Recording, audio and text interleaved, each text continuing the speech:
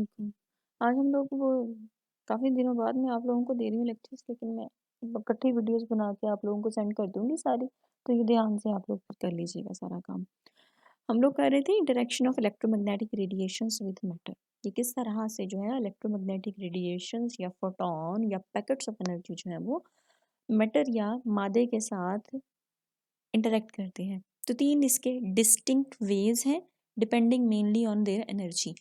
Energy पे depend करते हैं कि वो जो फोटॉन या रेडिएशंस आके मैटर के साथ टकरा रही हैं उनकी एनर्जी कितनी है।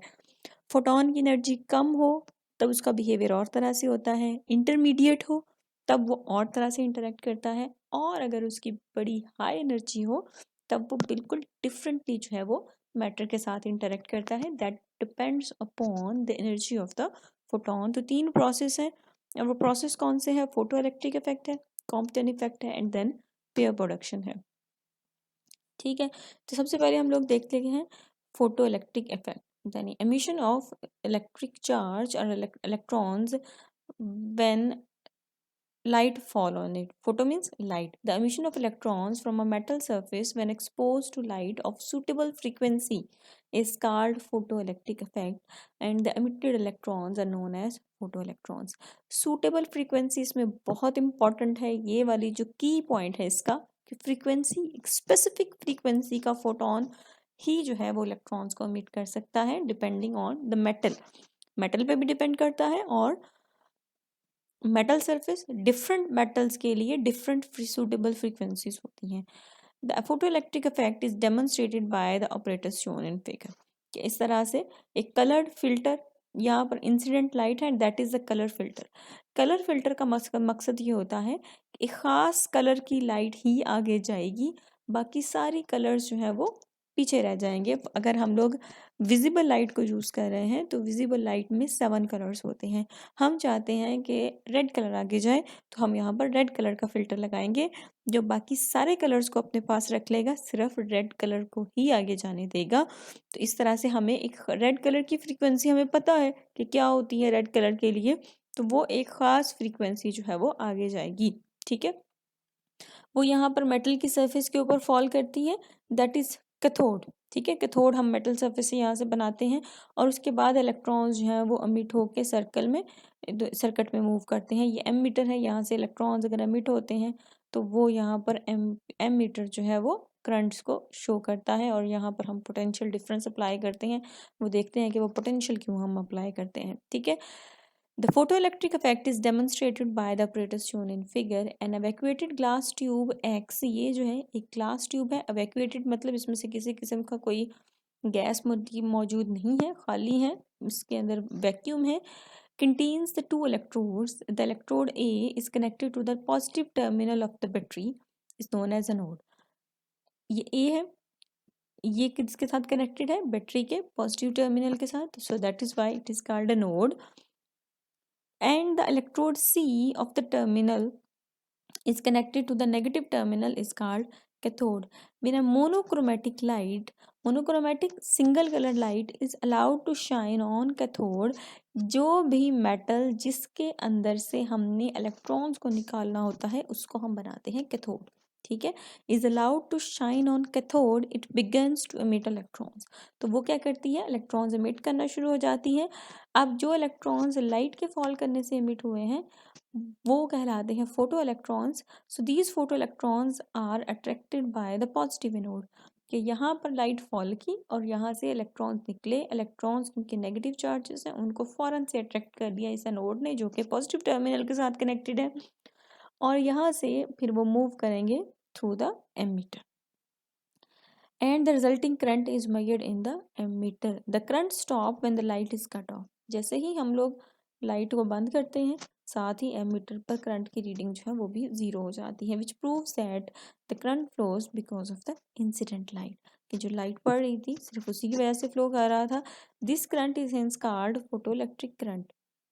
The maximum energy of the photoelectron can be determined by the reversing the connection of the battery in the circuit. ठीक है, अब हम मालूम करना चाहते हैं कि कितनी एनर्जी जो है वो हर इलेक्ट्रॉन के पास, फोटो इलेक्ट्रॉन में से मैक्सिमम कितनी एनर्जी लेके चलते हैं। इलेक्ट्रॉन्स एमिट होते हैं जब उनके ऊपर फोटोन पड़ता है, लाइट पड़ती है।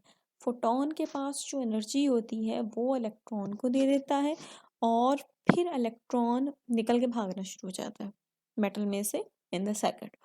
जितनी ज़्यादा एनर्जी देगा उतनी ज़्यादा एनर्जी से, उतनी ज़्यादा काइनेटिक एनर्जी से इलेक्ट्रॉन मूव करेगा। ठीक है, जितनी हाई एनर्जी फोटोन प्रोवाइड करेगा उतनी हाई एनर्जी के साथ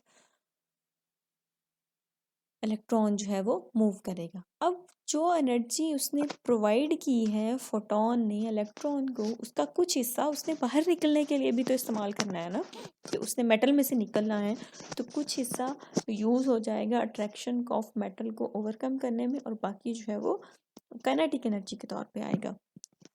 अब अगर हमने ये मालूम करना हो कि कितनी एनर्जी थी, हम बजाय इसके कि हम उसकी एनर्जी को मेजर करें, किसी भी चीज़ के पास, किसी भी चीज़ की, किसी भी इलेक्ट्रॉन की एनर्जी को अगर आपने मेजर करना हो तो हम क्या करते हैं, उसको रोकने के लिए जितनी एनर्जी चाहिए होती है हम कहते हैं इसके पास भी उतनी ही एनर्जी जो है वो मौजूद थी। इक्वल और अपोजिट फोर्स लगाएंगे तो तब वो चीज़ की एनर्जी ज़ीरो हो जाती है।